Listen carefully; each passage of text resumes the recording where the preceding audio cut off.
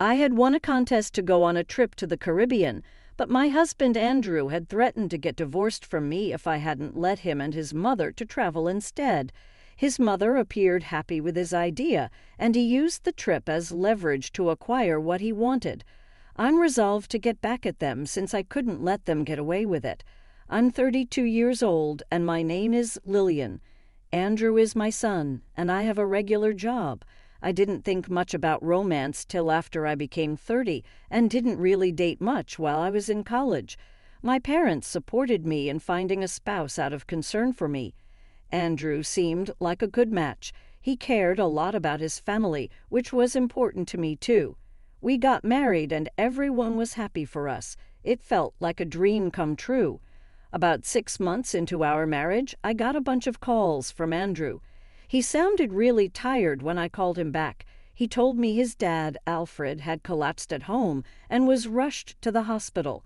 It was shocking news because Alfred had always been healthy. After Alfred passed away, Andrew became very attentive to his mom, who was now alone. He'd visit her every day, take her out for dinner or shopping, and even took time off work to go on a trip with her. It's not like he ignored me, but whenever there was a conflict in our plans, he'd choose to be with her. He'd say things like, "Sorry, Lillian, Mom needs me," or "We planned this with Mom a while ago." I'd agree, but deep down, I felt frustrated. Why was I always the one having to compromise? Wasn't Andrew's mom being a bit too demanding? No matter why Andrew was so attentive to his mom, it's clear he's really close to her. Apart from this issue, our marriage was fine. I just figured this was normal. My personal escape was doing crossword puzzles with prizes. They were perfect for when Andrew was busy with his mom. Sometimes I even won gift cards or food. One day I won a big prize, 2 tickets to the Caribbean. I was so excited I checked the win multiple times, but before contacting the airline, I had to decide who to take. My first thought was Andrew, but I hesitated. He often traveled with his mom, and I didn't want her to come along if I suggested we go together. After thinking it over, I decided to give the trip to my parents. On my way home, I stopped by my parents' place to share the exciting news. "Mom, guess what? I won tickets to the Caribbean," I exclaimed. Mom's eyes widened with delight. "Wow, that's fantastic. You and Andrew must be thrilled." I hesitated for a moment before replying. "Actually, I want you and Dad to have them." Mom was taken aback. "For us, are you sure?" she asked, pleasantly surprised. "Absolutely. Andrew travels a lot already. I want you two to enjoy this opportunity," I explained. Mom was beaming with joy, but Dad seemed worried. Dad looked concerned, and I noticed. "Well, I have work. It's a busy time of year for our company, so it's not ideal for me to be away," Dad explained. "That's too bad," I sighed. Then Dad had an idea. "Why not go with Olivia instead? It was your prize originally, right? Go and have some quality time with her," he suggested. Mom eagerly agreed, saying, "That sounds wonderful." Feeling excited and grateful, I applied for leave the next day, which was quickly approved. I then contacted the airline to let them know my parents would be using the tickets. On my way home from work, I stopped by a bookstore and bought a guidebook for the Caribbean trip. It had been ages since Mom and I had traveled together, and I was genuinely thrilled. But when I got home, something unexpected awaited me. "I'm home," I announced as I walked in, surprised to see the lights on. I assumed Andrew was there, but instead of his shoes, I spotted a familiar pair of women's shoes at the entrance. As I wondered, Matilda emerged from the living room. "Lillian, do you know what time it is?" she scolded. "Oh, Matilda, I didn't realize you were here," I replied. "It's not just about me being here. It's late and Andrew will be back soon," she continued. "I'm sorry, I'll make dinner right away," I apologized, but Matilda didn't stop there. She criticized me for not making the bed and questioned if I took my role as a daughter-in-law seriously. Matilda sighed, blaming my working for the situation. According to her, I should prioritize home over work. She had a key to our place and often dropped by unexpectedly since she lived nearby. Matilda held old-fashioned beliefs about a daughter-in-law's role, expecting me to serve Andrew and the family without question. Her constant criticism made it hard for me to warm up to her. As I unpacked and began making dinner, Matilda suddenly exclaimed, "Wait, what's this, Lillian? Are you planning a trip to the Caribbean?" She had found the guidebook I had just bought. "Matilda, why are you going through my stuff?" I asked, annoyed. "That's not the point. Why are you going to the Caribbean?" she demanded. "I won a trip in a contest. I was going to give it to Mom," I explained. "I haven't heard anything about this. Why should I?" Matilda snapped back. Our argument was interrupted by Andrew's arrival. Matilda quickly told him what she found, pointing at me accusingly. "Andrew, listen, Lillian's being thoughtless. Did she do something wrong?" she asked. Andrew turned to me, his expression stern. "What's going on?" he demanded.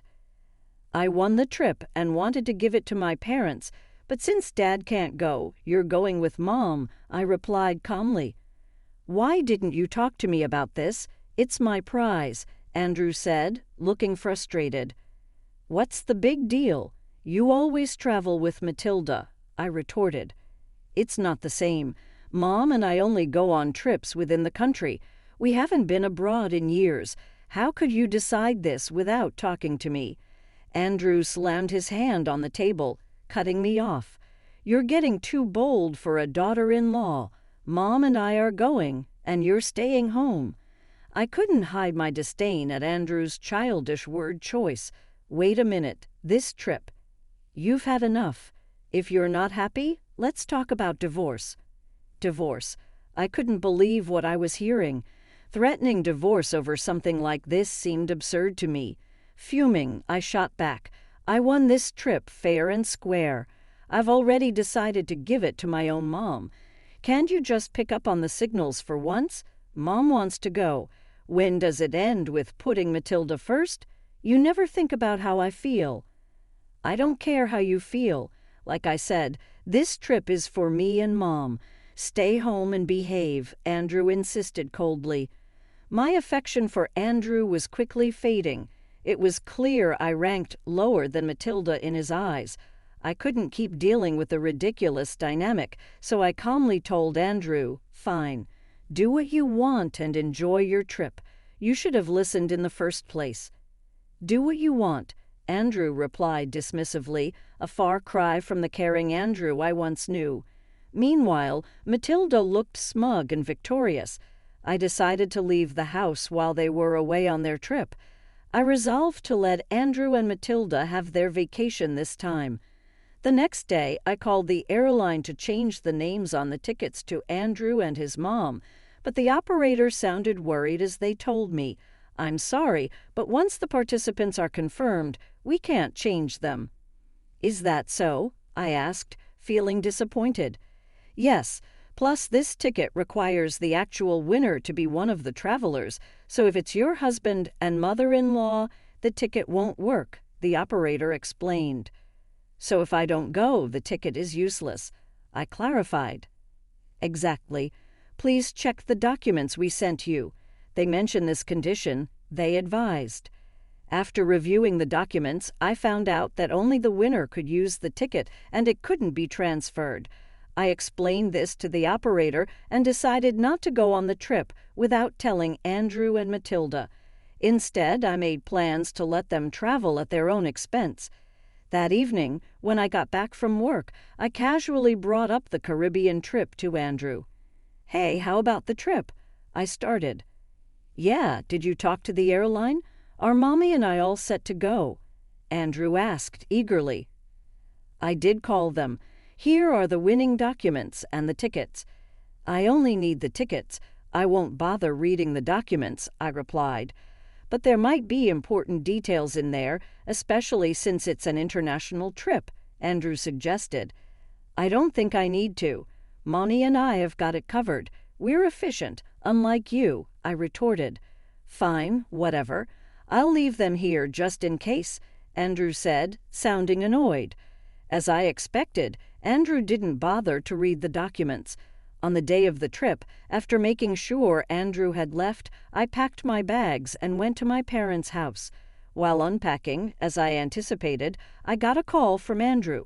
As soon as I picked up, he started shouting, "Hey, what's going on?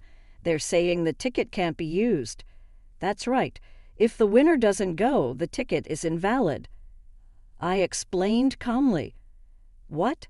Why didn't you tell me this earlier?" Andrew demanded. "I did tell you.